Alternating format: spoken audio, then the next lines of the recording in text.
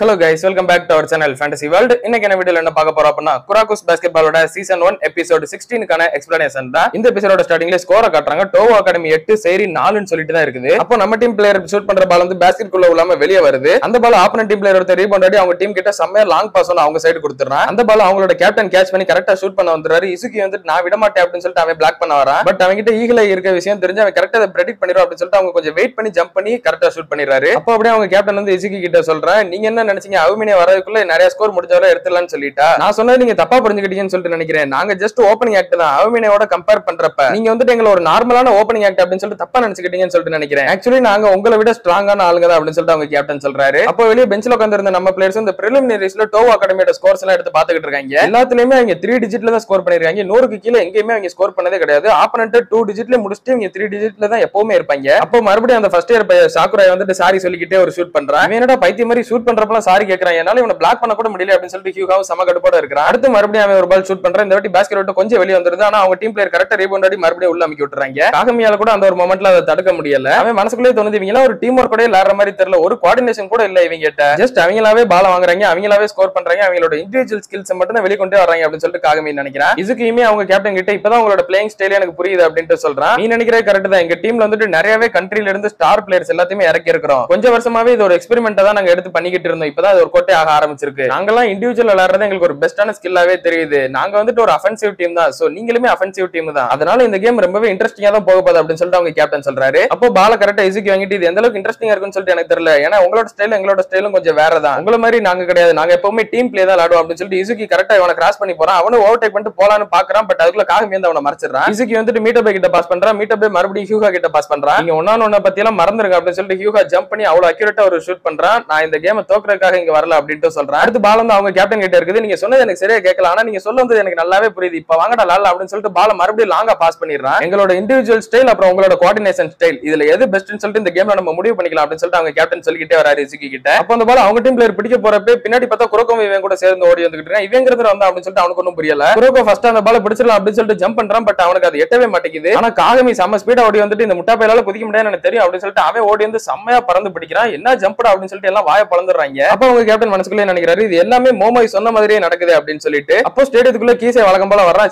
வழக்கம் போல நான் லேட்டா வந்துட்டேனே அப்படின்னு நினைச்சிட்டு இருக்கான். ஆனா அவன் முன்னாடி பாக்குறான், பார்த்தாங்க மிடோரிமா நின்னுகிட்டு இருக்கான். டே மிடோரிமா நீங்க என்னடா பண்ற அப்படின்னு சொல்லிட்டு கேக்குறான். என்ன மிடோரிமா நீ எப்பறம் என்னை கரெக்டா கண்டுபிடிச்சா அப்படின்னு சொல்லிட்டு இவன் கேக்குறான். டே மறு வச்சா மாறு வேஷமாடா, கண்ணாடி கலட்டுற போத கேவலமா இருக்கு அப்படின்ட்டு சொல்லிடுறான். சரி அதெல்லாம் இருக்கட்டும், இந்த கேம் எப்படி போய்கிட்டு இருக்கு அப்படின்னு சொல்லிட்டு கீசே கேக்குறான். ஒன்னும் ஸ்பெஷலான இல்ல, அவுமினே வேற இன்னும் வரல அப்படின்னு சொல்லிட்டு மிடோரிமா சொல்றான். ஓ அவுமினிச்சி வரலையா, அப்படின்னா இவங்க ரெண்டு பேரும் இப்ப பயங்கரமா ஸ்கோர் பண்ண ஆரம்பிச்சிருக்காங்க, இப்பதான் கேமே ஸ்டார்ட் ஆகுதோ அப்படின்னு சொல்லிட்டு கீசே சொல்றான். என்னடா நீ இன்னொரு விஷயத்தை மறந்துட்டியா, மோமோயுமே அங்கதான் இருக்கிறா. அவ ஜஸ்ட் ஒரு மேனேஜர் மட்டும் கிடையாது, நம்ம கூட மிடில் ஸ்கூல்ல நிறைய ஹெல்ப் பண்ணிருக்கா. இன்னும் சிம்பிளா சொல்லணும்னா அவ உனக்கு ஆப்பனண்டா வந்தா அப்படின்னா அவளை ஹேண்டில் பண்றது ரொம்ப ரொம்ப கஷ்டம் அப்படின்ட்டு மிடோரிமா சொல்றான். அடுத்து ஒரு பால வந்து இசுகி கரெக்டா பிடிங்கி கொண்டு வந்துகிட்டு இருக்கான். கொண்டு வந்து அவன் காகமிட்ட தந்துடுறான். காகமியால அவங்க டிஃபென்ஸ் தாண்டி போக முடியல, ஒருத்தன் கரெக்டா மறைச்சிட்டே நிக்கிறான். இவனை தாண்டி தானே போக முடியாது அப்படின்னு சொல்லிட்டு காகமி லாங்ல இருந்து அந்த 3 பாயிண்ட்க்கு எய்ம் பண்றான். அப்பதான் கீசேக்கு புரியுது இவன் 3 பாயிண்ட்க்கு எய்ம் பண்ணல, இப்ப பால் ஒருவேளை பாஸ்கெட் குள்ள உள்ள அப்படின்னா இவன் உள்ள போய் அமைக்கிறான், அந்த இது பண்ண போறான் அப்படின்ட்டு புரிஞ்சுக்கிறான். அதே தான் காகமி நினைச்சு ஓடி போறான். பட் அதுக்குள்ள அவங்களோட டீம் பிளேயர் ஒருத்தன் வந்து இவனை கரெக்டா மறைச்சிடுறான். பாய்ஸ் எல்லாம் வழக்கம் போல ரொம்பவே சிம்பிளானவங்க தான் போலயே அப்படின்னு சொல்லிட்டு மோமோய் நினைச்சிட்டு இருக்கான். அந்த பால் அதே மாதிரி பாஸ்கெட் குள்ள உள்ளாம வெளியே வருது. அவங்க டீம் பிளேயர் கரெக்டா ரீபவுண்ட் ஆடிறாங்க. இவனோட ஏற்கனவே இதெல்லாம் இங்கே பார்த்து பழகுன மாதிரி வந்து என்கிட்ட போய் ரியாக்ட் பண்றான் அப்படின்ட்டு காகமிக்கே ஒன்றும் புரியல. இவன் நம்மளோட எல்லா மூவ்மெண்ட்டுமே ஸ்டடி பண்ணி வச்சிருக்கா அப்படின்னு சொல்லிட்டு நம்ம கோச்சுமே சொல்றாங்க மோமோயை பார்த்து. மோமோய் வந்துட்டு இன்ஃபர்மேஷனை கேதர் பண்றதுல பயங்கர ஸ்பெஷலிஸ்ட். இவன் வந்துட்டு மோர் லைக் ஒரு இன்டெலிஜென்ட் ஏஜென்ட் மாதிரி அப்படின்னு சொல்லிட்டு சொல்றாங்க. அடுத்து பால் வந்துட்டு மீட்டபே கையில இருக்குது. அதை பார்த்துட்டு மோமோய் சிரிக்கிறா. ரினோஸ்கோ மீட்டபே நீ எப்பவுமே ரொம்ப அமைதியா தான் இருப்ப, ஆனா உன்னோட ஆப்பனன்ட் வந்துட்டு உன்னோட செம்ம ஹைட்டா இருந்தாங்க அப்படின்னா நீ அந்த ஹூக் ஷாட் தான் ட்ரை பண்ணுவ அப்படின்ட்டு நினைக்கிறா. இவன் கண்டிப்பா நம்ம மோமோய் சொன்ன மாதிரி அந்த ஹூக் ஷாட் தான் ட்ரை பண்ணுவா அப்படின்னு சொல்லிட்டு அவங்க டீம் பிளேயர் அசால்ட்டாவே தட்டி விட்டுறான் பால. நம்ம ஏதாவது பண்ணி ஆகணுமே அப்படின்னு சொல்லிட்டு வெளியே பெஞ்ச்ல இருந்த நம்ம பிளேயர்ஸ் சொல்றாங்க, இல்ல நம்ம எதுவும் பண்ண வேணாம், இதே மாதிரி லேண்டாலே போதும். அவன் என்னதான் பெர்ஃபெக்ட்டா நம்மளை பத்தி எல்லா இன்ஃபர்மேஷன் வச்சிருந்தாலும் அது எல்லாமே பாஸ்ட்ல எடுத்ததுதான். ஹியூமன்ஸ்னா எப்பவுமே க்ரோ ஆகிட்டே தான் இருப்பாங்க, அதை ரியலைஸ் பண்ணாம எல்லாத்தையும் அண்டர்ஸ்டாண்ட் பண்ணிக்கிட்டோம் அப்படின்னு சொல்லிட்டு நினைச்சா அது அவளோட தப்பு தான் அப்படின்ட்டு நம்ம கோச் சொல்லிக்கிட்டு இருக்காங்க. அப்போ பால் வந்துட்டு ஹியூகா கிட்ட தான் இருக்குது. ஹியூகா இவன் எப்பவுமே அந்த 3 பாயிண்ட் தான் எடுக்க ட்ரை பண்ணுவான். சோ இவன் ஒரு லாங் ரேஞ்ச் ஷூட்டர் அப்படின்னு சொல்லிட்டு அவன் நினைச்சிட்டு இருக்கா. ஆனா நம்ம கோச் மனசுக்குள்ள நினைக்கிறது வேற. ஹியூகா வந்துட்டு ஒரு பெர்ஃபெக்ட்டான ஷூட்டர் தான், ஆனா பாஸ்கெட் பால்குள்ள ஷூட்டிங் மட்டுமே எல்லாம் கிடையாது. அதனாலதான் அவன் வந்துட்டு அவனோட ட்ரிப்ளிங் பாசிங் எல்லாத்தையுமே இம்ப்ரூவ் பண்ண ஆரம்பிச்சு அந்த சுட்டாக்கு கேமுக்கு அப்புறமா. சோ இதை அவளால கெஸ் பண்ண முடியாது அப்படின்னு சொல்லிட்டு நம்ம கோச் நினைச்சிட்டு இருக்காங்க. ஹியூகாவுமே வந்துட்டு இவங்க எல்லாருமே என்ன இப்ப 3 பாயிண்ட் எடுக்க ஷூட் பண்ணுவேன்னு சொல்லிட்டு தான் நினைச்சிட்டு இருப்பாங்க. ஆனா நான் இப்ப ஷூட் பண்ண போறது கிடையாது, பால கொண்டு போக போறேன் அப்படின்ட்டு பால கொண்டு வரா. பட் பால கரெக்டா ஹியூகா வந்து ட்ரிப்ளிங் தான் பண்ணுவோம் அப்படின்னு கெஸ் பண்ணி அவங்க டீம் பிளேயர் அங்கேயும் வந்து கரெக்டா கையை வைக்கிறான். இசுகிக்கு செம்ம சாக்கு, இந்த பேட்டர்ன்ல இவங்க பார்த்ததே இல்லையடா முன்ன பின்ன, அப்புறம் எப்படி கரெக்டா இவன் கையை கொண்டு வந்தா அப்படின்னு சொல்லிட்டு அப்பதான் வெளியே இருந்து மிடோரிமாவுமே சொல்றான், நம்ம மோமோய் ஒன்னு பிரசன்ட்ல இருக்கிற அவங்களோட கேம் ஸ்டைல மட்டும் அவ அனலைஸ் பண்றது கிடையாது, கிடையாது. அவங்க பிரசன்ட்ல எப்படி இருக்காங்க, ஃபியூச்சர்ல எப்படி க்ரோ ஆவாங்க அதை கூட அனலைஸ் பண்ணுவா அப்படின்ட்டு சொல்றேன். மோமோயும் மனசுக்குள்ள நினைக்கிறேன் அவங்களோட height, weight, strength, weakness, personality, habit இது எல்லாத்தையுமே நான் அனலைஸ் பண்ணுவேன். இது எல்லாத்தையுமே நான் அனலைஸ் பண்ணி அவங்களோட ஃபியூச்சர்ல என்ன பண்ண முடியும், அடுத்தவங்க என்ன பண்ண ட்ரை பண்ணுவாங்க அப்படின்றத முதற்கொண்டு நான் கெஸ் பண்ணுவேன். இது வந்து பொண்ணுங்களோட ஒரு உள்ளுணர்வு அப்படின்ட்டு நினைக்கிறேன். அப்ப ஹியூகோ வந்துட்டு பால இசுகி கிட்ட தந்துடுறான். இவன் பேரு இசுகி, இவன் கிட்ட ஒரு ஈகிளை இருக்குது, ஆனா அதை இவனுக்கு யூஸ் பண்ண விடாம நம்ம பண்ணிட்டாலே போதும் அப்படின்னு சொல்லிட்டு மோமோ நினைச்சிட்டு இருக்க. எல்லா பிளேயர்ஸும் கரெக்டா லாக் பண்ணிடுறாங்க. நம்மளால இதை பிரேக் பண்ணி போகவே முடியாது அப்படின்னு சொல்லிட்டு இசுகிக்கே தோணுது. ஒரு 5 செகண்ட் வச்சிருந்தா கூட ஃபவுல் ஆயிருமே அப்படின்னு சொல்லிட்டு இசுகி நினைச்சிட்டு இருக்கான். அப்ப வந்து நம்ம கோச் சிரிக்கிறாங்க.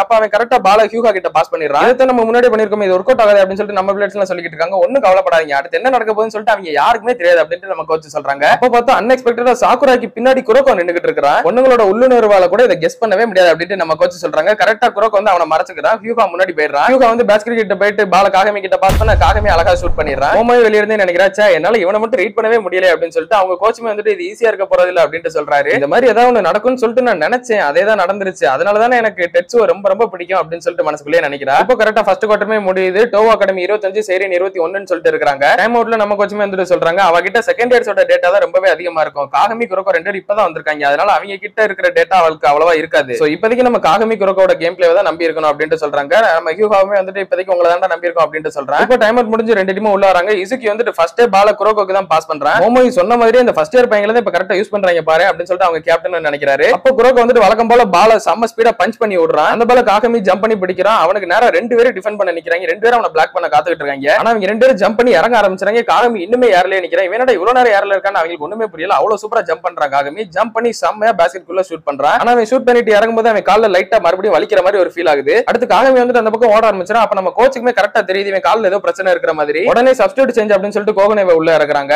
காகமி கோச் ஒன்னதான் வெளியே கூப்பிட்டாங்க அப்படின்னு சொல்லிட்டு கோகனே வந்து சொல்றான். என்ன நான் நல்லா தானே இருக்கேன் அப்படின்னு சொல்லிட்டு காகமி சொல்றான். நம்ம கோச் பாத்துட்டாங்கடா, நீ போய் கொஞ்ச நேரம் வெளியேறு அப்படின்னு சொல்லிட்டு கோகனே உள்ள வந்துடுறான். காகமி வெளியே வந்து உட்கார்ந்ததுக்கு அப்புறம் கோச் கேக்குறாங்க உன்னோட இன்ஜுரியான கால் இன்னுமே ஃபுல்லா ஹீல் ஆகல அப்படின்னு சொல்லிட்டு. அதெல்லாம் இல்ல நான் ஓகேவா தான் இருக்கேன் அப்படின்னு அவன் சொல்றான். எனக்கு ஒன்னும் உடம்பு சரியில்லாமலாம் இல்ல, நான் ஒன்னும் உன்னை எப்படியே வெளியில வச்சிருக்க போறது கிடையாது, நான் காலுக்கு உனக்கு டேப் மட்டும் சுத்திட்டு அதுக்கப்புறம் உள்ள அனுப்பிடுறேன் அப்படின்னு சொல்றாங்க. ஹியூகோ வந்துட்டு கேம்குள்ள அடுத்த பால் ஷூட் பண்றான். ஆனா அது பேஸ்கெட் விட்டு வெளியே வந்துருது. அவங்க டீம் பிளேயர் கரெக்டா ரீபவுண்ட் ஆடிறாங்க. ஃபர்ஸ்ட் அந்த பால் அவங்க டீமோட கேப்டன் வாங்கி கொண்டு போய்கிட்டு இருக்கான். யாரோ இசுகி மனசுக்குள்ளே நினைக்கிறான் இது நல்லதுக்கே இல்ல, அவங்க டீம்ல 2 பேருமே 190 சென்டிமீட்டருக்கு மேல இருக்காங்க. சோ எங்களால கண்டிப்பா ரீபவுண்ட் ஆடவே முடியாது, காகமி இல்லாம நம்மளோட இன்சைடே கம்ப்ளீட்டா வீக்கா தான் இருக்கும் அப்படின்னு சொல்லிட்டு நினைச்சிட்டு இருக்கான். கேப்பும் பார்த்தா கொஞ்சம் கொஞ்சமா கூடிக்கிட்டே போய்கிட்டு இருக்கு. டோவோ அகாடமி 38 சேரின் 29 சொல்லிட்டு இருக்காங்க. கோச்சுமே இப்ப காகமியோட கால்ல டேப் சுத்திட்டு இப்போ உனக்கு ஓகேவா இருக்குன்னு சொல்லிட்டு நினைக்கிறேன், இந்த கேம்ல இது தாங்கிக்கிடும், இப்ப போய் நீ விளையாட அப்படின்னு அனுப்புறாங்க. காகமி எந்திரிச்சு உள்ள போகும்போது என்னை மன்னிச்சிரு அப்படின்னு கோச் சொல்றாங்க. எதுக்குன்னு சொல்லிட்டு இவனுக்கு ஒன்றும் புரியல. இது வரைக்கும் நான் எப்பவுமே இன்ஜுரியான பிளேயர்ஸ் உள்ள இறக்கி விளையாடணும்னு சொல்லிட்டு நினைச்சதே கிடையாது. ஆனா இப்ப வேற வழியே கிடையாது, நீ இருந்தா மட்டும் தான் நம்ம வின் பண்ணவே முடியும். சோ இப்ப நீ இருந்ததா ஆகணும் அப்படின்னு சொல்லிட்டு சொல்றாங்க. உங்க எல்லாரோட ஃபுல் பொட்டன்ஷியல் எல்லாம் நான் வெளியே கொண்டு வரவே இல்லை, அதனாலதான் நான் இப்ப உன்னை நம்பி தான் இருக்கிறேன் இந்த கேமை வின் பண்றதுக்கு. நான் வந்துட்டு ரொம்பவே வீக்கான ஒரு ஆளு தான் அப்படின்னு சொல்லிட்டு பேசிக்கிட்டு இருக்காங்க.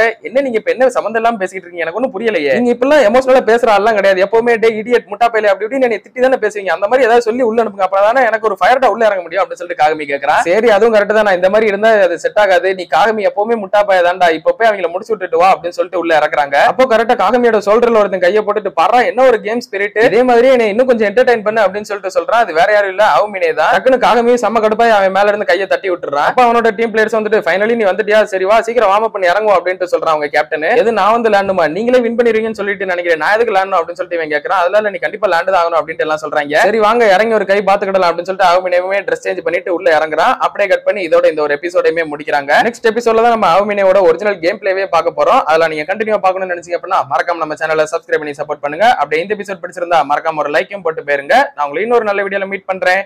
Bye guys.